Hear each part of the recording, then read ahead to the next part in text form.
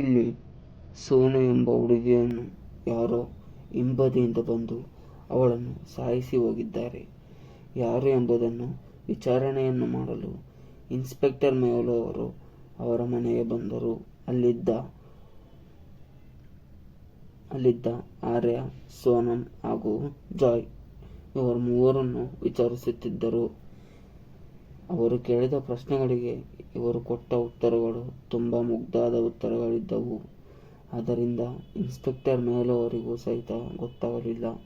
ಆದ್ದರಿಂದ ಇನ್ಸ್ಪೆಕ್ಟರ್ ಮೇಹುಲ್ ಅವರು ಸತ್ತು ಬಿದ್ದಿದ್ದ ಸೋನು ಅವಳ ಪಕ್ಕದಲ್ಲಿ ಒಂದು ಪಿಂಕ್ ಇಯರಿಂಗ್ಸ್ ಬಿದ್ದಿದ್ದನ್ನು ನೋಡಿದರು. ಆಗ ಇದೇ ಥರ ಆರ್ಯ ಎಂಬ ಕಿವಿಯಲ್ಲೂ ಕೂಡ ಇತ್ತು.